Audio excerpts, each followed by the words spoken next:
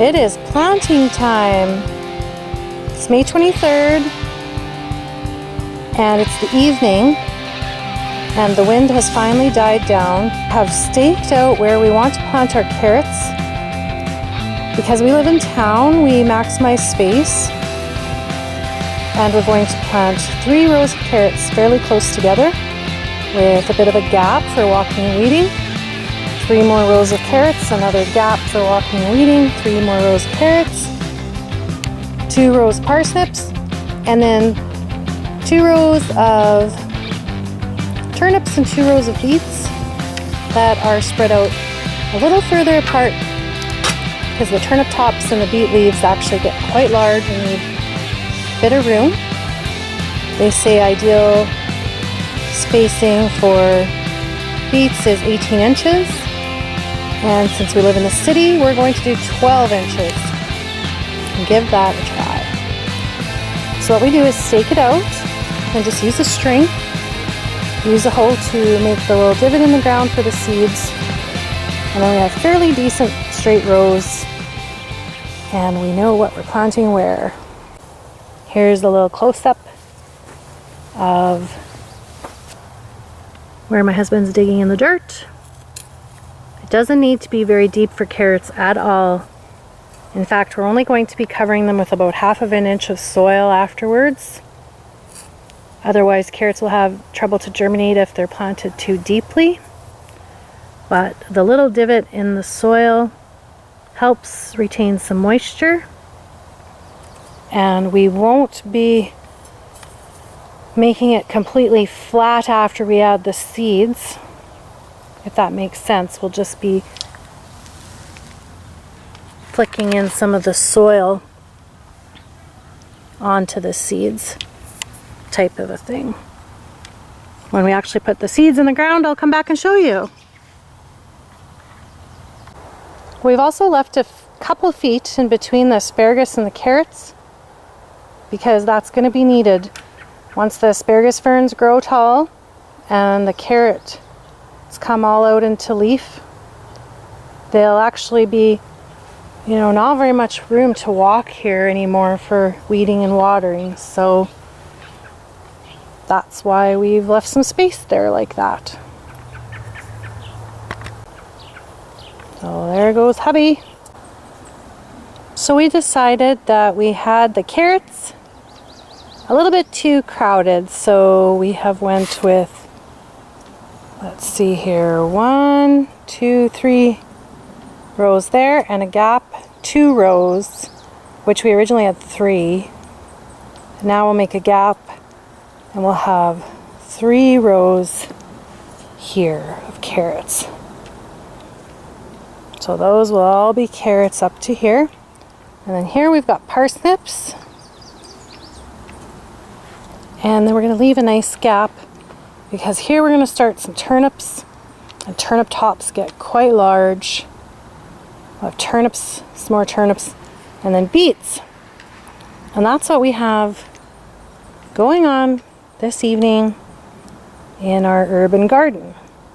Now you might think this is kind of crowded, but we have a method to our madness, and that's because we are in the city. We don't have tons of room to work with. But there'll still be room for the plants to grow. We won't plant them too close together down the row. And there'll be enough room. Carrots only need about this much room in the ground. So as long as they're not shaded and they're well watered and they don't get invaded by weeds. We've grown carrots with this method before, and they have grown very well, actually.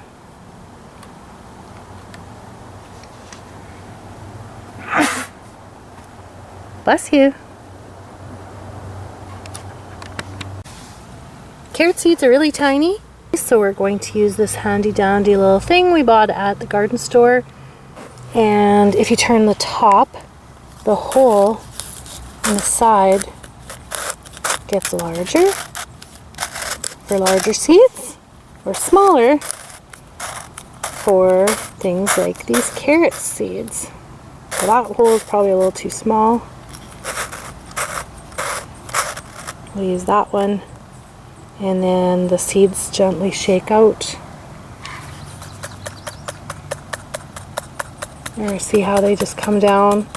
And you can make sure you're only putting in a few seeds at a time into the row that we made, so that you don't have your carrot plants being too crowded.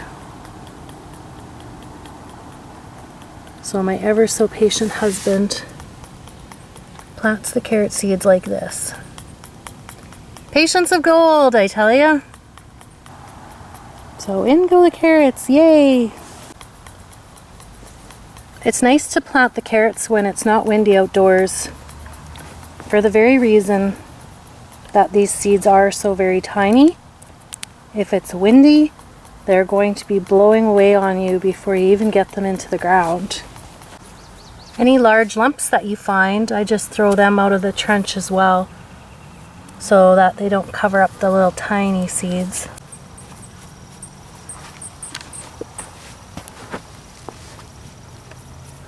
The package says to only plant your carrots 1/4 inch deep. Like I said, we're not experts, but we have been gardening a little while, and we have noticed if you plant the carrots too deep that they don't germinate very well, or they don't emerge very well. Maybe they germinate in the ground, but they have trouble to make it up to the surface. So my husband's just going to lightly cover them with soil, just like he's doing right now. And we won't be raking here or anything afterwards. We will just be gently watering with the hose on a light spray or shower, so that we don't disturb the soil too much until these seeds germinate.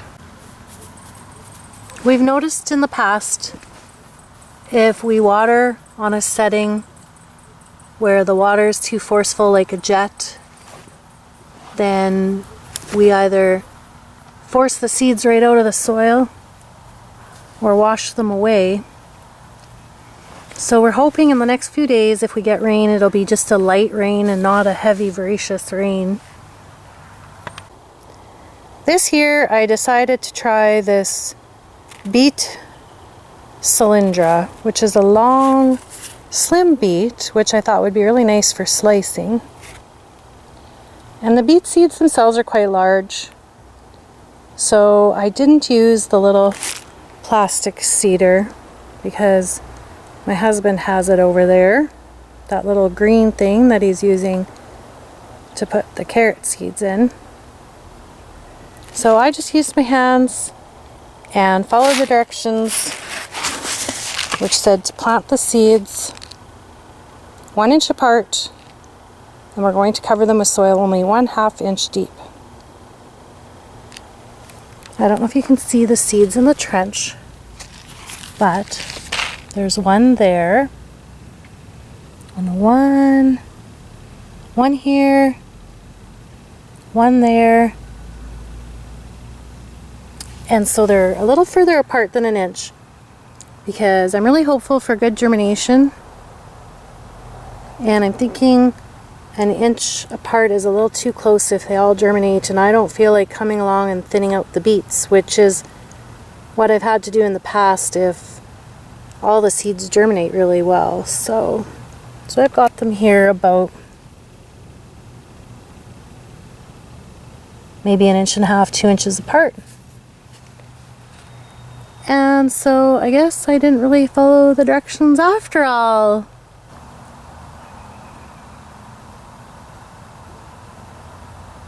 You're so crazy.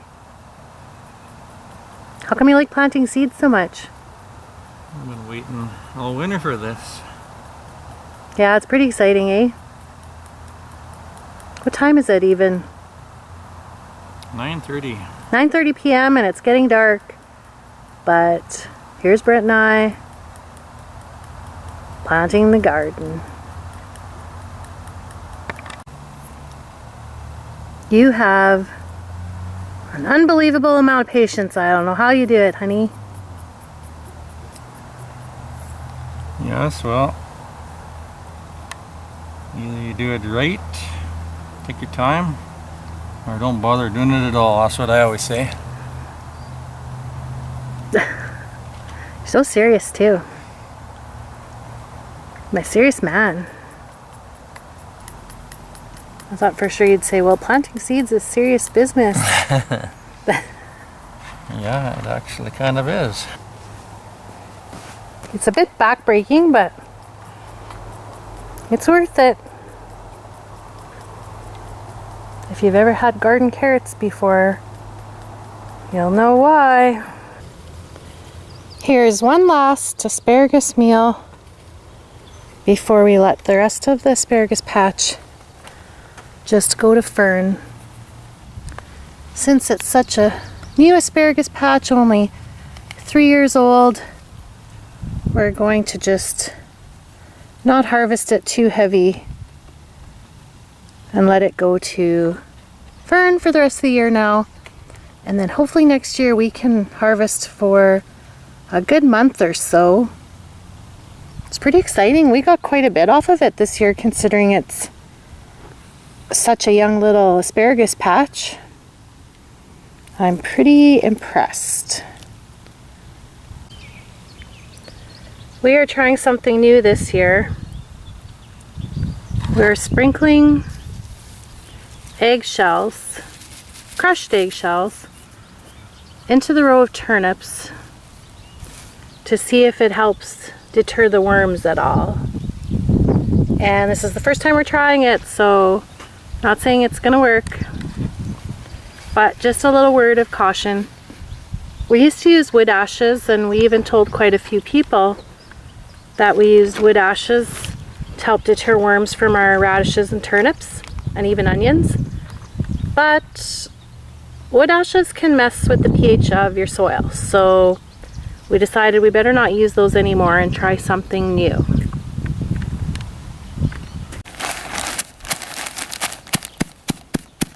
Here's hubby just crushing up some of those eggshells, and we don't know if it'll work to deter the worms or not, but we do know the eggshells won't harm the soil. So we're gonna give it a try. So right now we're planting Swede Laurentian turnips, and we've got the little seeder here full of turnip seeds. They're tiny also. And we're planting those in the south row for the last 3/4 of the row. And in the first row we planted some purple top rutabagas. So we'll see if they're any different. My husband actually likes to write on the packages so we can see when we planted this variety, how old the seed was, and which row the seeds were planted in. That way if we really love or hate a variety, we can remember which are which. Oh, I should put a peg at the end of my row here. So hubby just finished the last of the turnips. We're gonna put a peg at the end of the row. And then over here, I'm putting some spaghetti squash. Now, ultimately, I really only want 3 spaghetti squash plants to grow. But I'm going to put 6 seeds in the soil, and hopefully at least 3 germinate. And there's part of the yard here at the end that's shaded by the fence, so at least one of them, if it grows this way and trellises up the fence, it should get enough sun. Spaghetti squash likes full sun, and they do really, really well on a trellis. So we're going to direct them towards this fence. So I covered up one of the seeds already with only about 1 inch of soil, and we're going to just cover up the rest here, and we'll use some nice dirt without any large lumps, and just put maybe about 1 inch of soil on top of the seed.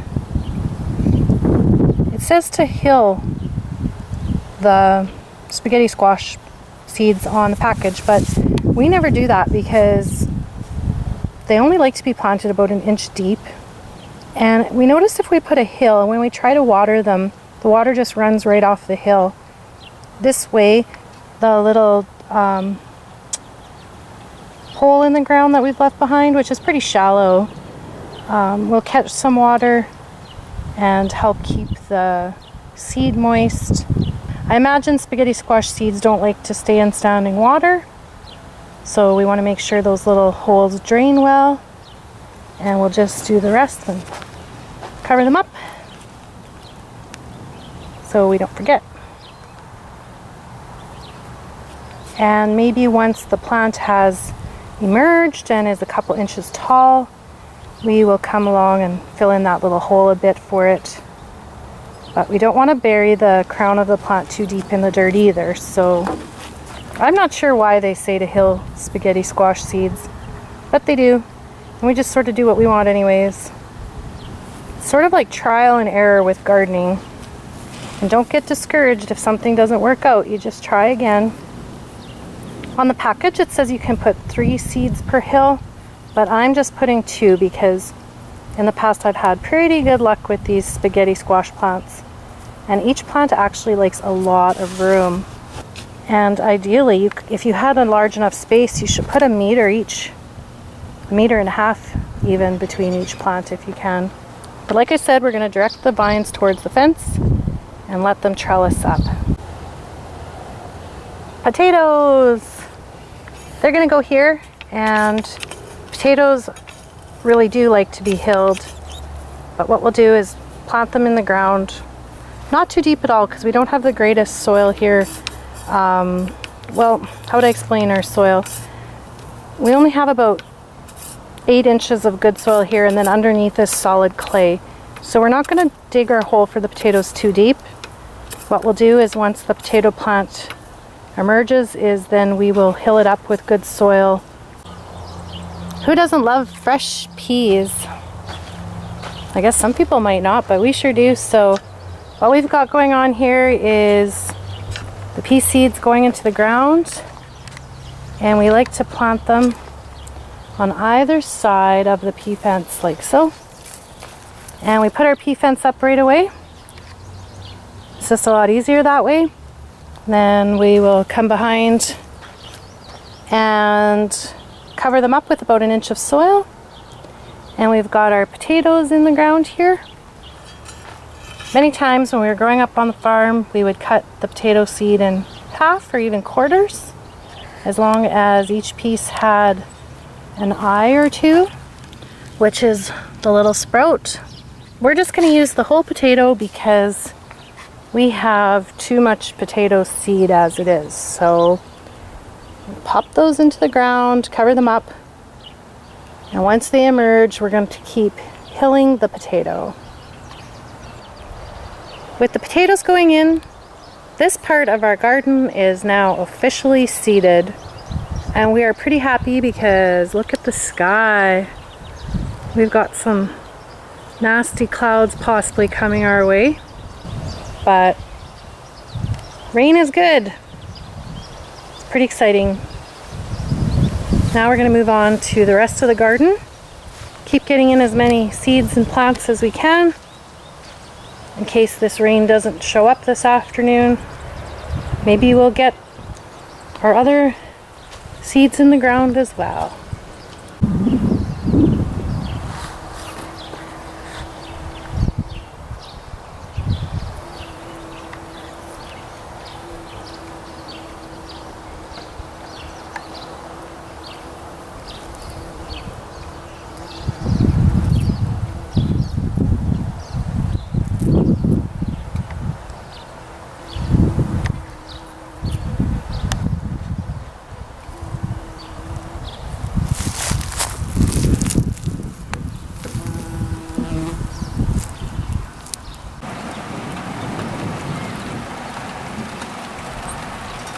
Well, we got rain, so I've come into the house.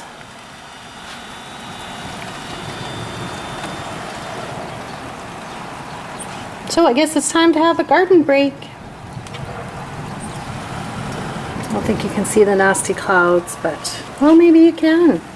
A little pointer is always make a map or a list of the things you want to plant. Because when we came back inside today, we remembered we forgot to plant our onions, and we usually like to plant about 100 onions, and we didn't even leave space to plant them. So something I just wanted to let you know is maybe that's why some people draw a map regarding where they're going to put things in their garden, which I thought, I don't need to draw a map. I know what I want to plant. And yeah, so we're going to try and figure out a spot to still put some onions. In the meantime, I wanted to show you what I do when I have to soak some seeds ahead of time. Now, there are certain seeds that on package recommendations, they usually say to soak the seeds for 6 hours or sometimes overnight prior to planting. And in this case, I have some parsnip seeds soaking in the jar since yesterday. It says to soak them for 24 hours, so I'm going to be going outside again here right away and planting these. But what I used is a jar that I usually use for growing sprouts to eat, such as alfalfa sprouts, broccoli sprouts. There's a brassica mix that I love to grow and put on sandwiches and things like that. And I use these regular canning jars with a wide mouth lid, and I use a screen that is specifically used for straining seeds. That comes from a company that sells sprouting seeds for eating. This is stainless steel mesh, and I like the thought of stainless steel because I never have to worry about it rusting. If I, when you're soaking seeds, it's going to stay wet, right?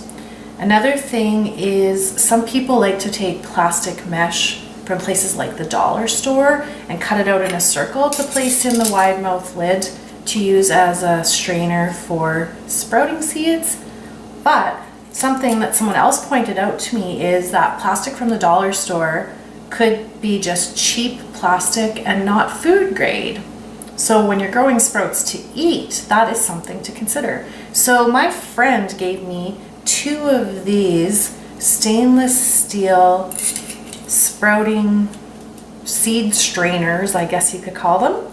And I have found them to be super handy for also soaking and straining my garden seeds when I plant in the spring. If you're curious what the parsnip seeds look like, here they are. A couple things. When I mentioned a food grade screen, of course I mean for when I'm sprouting seeds to eat in sandwiches or salads, these types of seeds. This is Mom's Sprouting Seeds. They're a company here in Saskatchewan. When you're straining your garden seeds, then a food grade strainer really isn't all that important. But let's show you a little trick here. When you want to get the seeds out of the jar, have some water still left in the jar, give it a little swish so all the seeds are on the bottom, and then I just tip it over really quickly into the sink like that, and all the seeds stick to the lid, and then it's really easy to just remove the lid. Oh, I have a few little strays, which sometimes I don't even. And you can just grab those seeds like that. And then the rest are right here in the lid. So I don't even have to worry about trying to get those seeds that are stuck in the bottom of the jar out. And I can just tap them right into the bowl, like that. And now I'm ready to take my seeds out into the garden and plant them. And today is May 30th, and we are working on planting the last half of our garden, and our apple trees are blooming beautifully. They're going to be very nice once they're all making apples. Well, they're actually really pretty right now. And my husband is just raking where he has freshly tilled. He's getting ready to plant the tomatoes. And along this trellis fence that we have here right closest to myself, I just finished planting these sugar snap peas. It says they get 6 feet tall, and they make those little tiny pods that are edible, that are really, just like the package says, sweet, crisp, and flavorful. So those just went in the ground just now, right along the bottom of this trellis fence here, all the way along. This is going to be really nice when they grow. These snap peas I was telling you about that went along the fence here, or the little trellis fence, I planted them 1 inch apart and 1 inch deep. Just follow the package directions is pretty much what I did.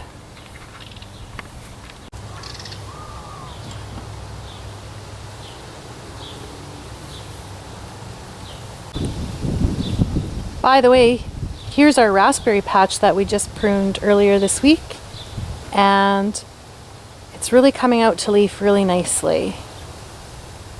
In the meantime, the tomatoes are going to go right about here in a row.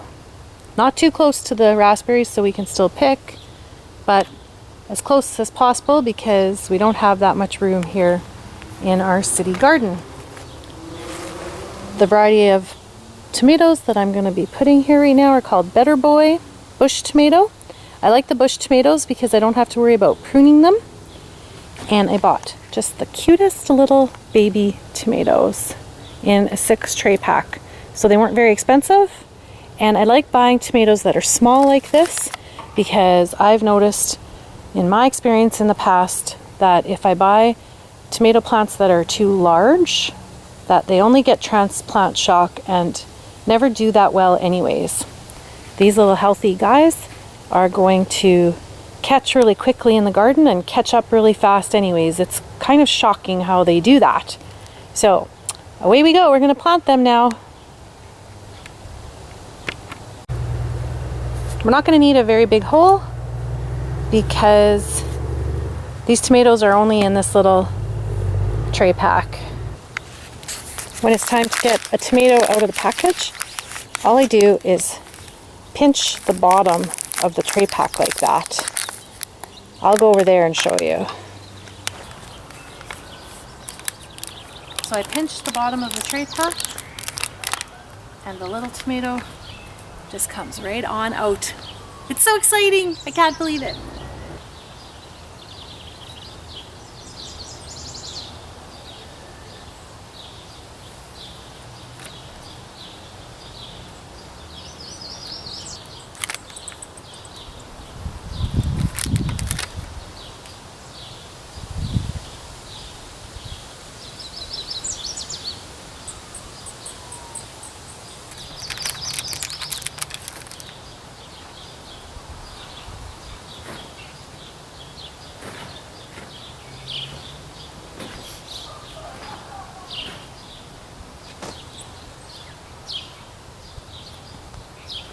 And just put the soil around it like that and give it a little press down. And sometimes I like leaving a little indentation like this around the tomato plant so when I water, the water goes down towards the plant. If I plant it into a mound shape of dirt, when I water, then the water would just run right off. You're kind of wasting your water. So this is just like what I like to do. I've been growing this Better Boy variety now for about 4 years, and I'm really happy with it. It makes a nice, large, red, delicious tomato.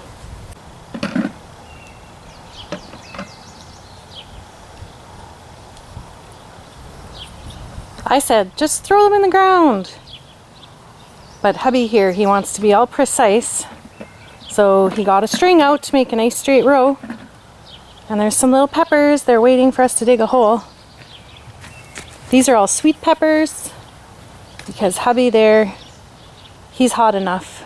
I don't need any more hotness in my life. Right? Same thing with my pepper plants. I don't like to buy them too large. Once again, I think they really transplant shock if I do.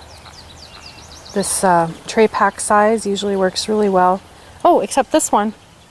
They're a little bit bigger. These ones are coming out of 4-inch pots. Oh, this one's a purple pepper. Can we see the tag so we can remember what we planted? This is the first one in the row beside the tomatoes. And they are, I wonder if I can read that okay. Sweet bell pepper, and they're purple. Kind of cool. We'll see how they turn out. On the tag it says to go 18 inches to 2 feet apart. And since we're in town, we'll crowd the plants a little bit. We don't want to crowd them too much. But we notice pepper plants, they don't need as much space as it says on the package. I think those are under ideal conditions. We have acres and acres.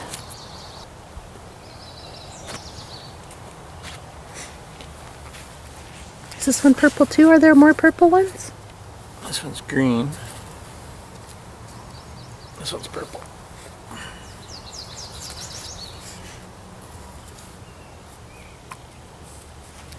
So if you just gently pinch the bottom of the pot. Oh, I can't quite see because you have to turn it sideways so I can see. There we go. If you pinch the bottom of the pot and just tip it upside down, it's pretty easy to get those plants out of the little pots. And away we go. We'll just go straight down the line here and plant our pepper plants.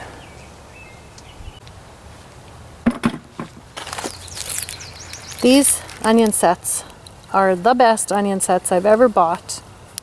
They make really nice, large, delicious onions. It says to plant them 1 inch deep and 3 to 4 inches apart for cooking onions, which is what I'm growing. If you want just little green onions, you can plant them closer together. We have that chive patch that I made a video about a few days ago, so we don't need green onions. And all I'm going to do is just push the onion with the root side down straight into the soil. See, they're just little tiny onion sets. And that's the root end. You're going to put that one down into the ground.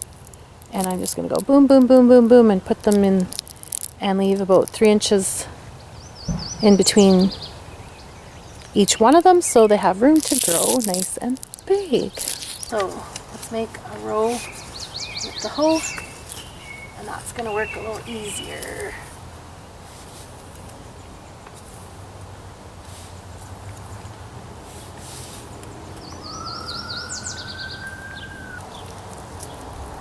So when I was young, we lived in the city here, this very same city we are right now. And then, when I was in elementary school, we moved to a farm.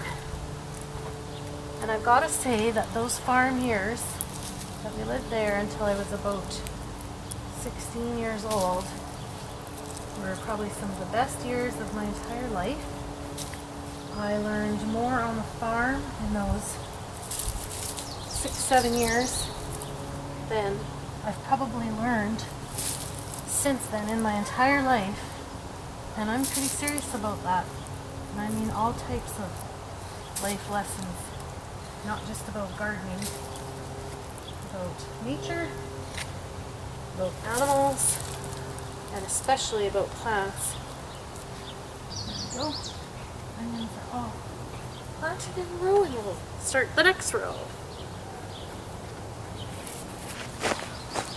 Hubby's right here just planting the rest of the peppers. And if you have any questions or comments, please feel free to leave them down below for us. Oh, he's moving one, it looks like. I think he was too close to the tomato plants, so we made an executive decision to move that pepper plant over a little bit. What about you, Brent, before this camera dies? Impromptu, no script, putting you on the spot. What was your favorite part of growing up on the farm? I guess, yeah, nature, gardening, and we had cattle and chickens, so yeah, there's lots to learn. Oh, you had rabbits too, hey? And rabbits, yeah. Yeah. Aw, you're so lucky. We didn't have rabbits. But we sure had a fairly big garden. And that's it for now tonight. Oh, before my camera dies, I'll just show you quickly. All I'm going to do is just come back over this row and just gently cover up the onions until they're about an inch deep in the soil, and I'll just do that all the way down the row.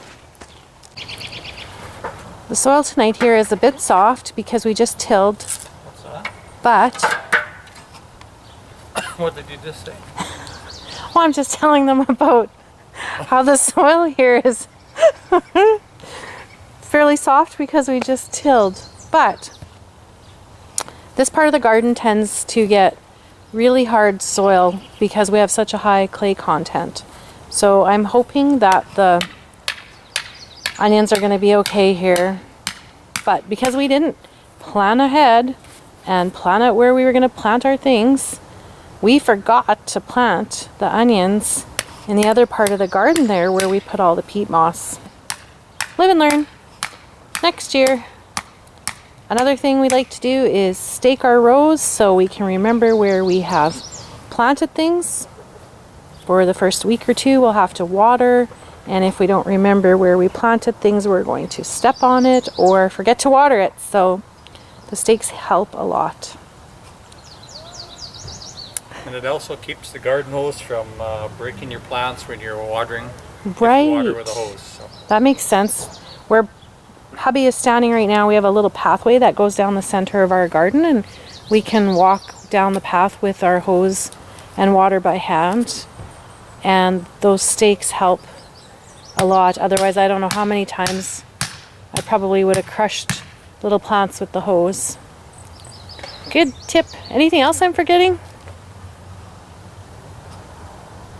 Yeah, we kind of planned we planned our rows in this manner with a path right down the middle so we can come in and pull the hose in between the big stakes and get at the far end of the garden.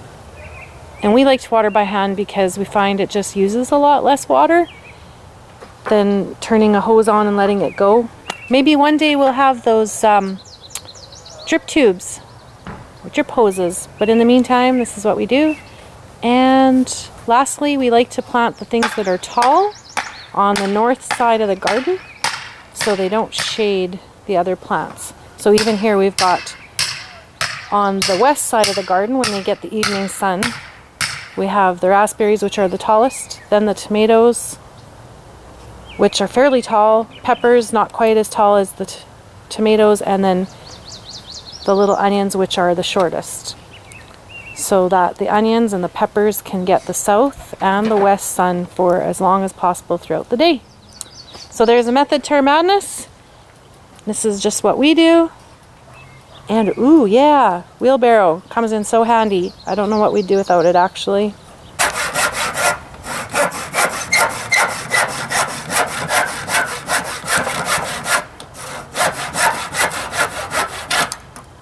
He's making a nice great big steak that's sharp so he can pound it in right here at the corner of our garden so nobody tramples my brand new little oregano plant.